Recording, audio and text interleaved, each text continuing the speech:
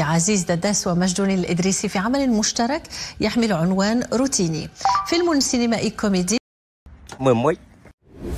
فيلم روتيني لمخرجه لطفي أيتجاوي يعالج الجانب المظلم والمضلل لوسائل التواصل الاجتماعي.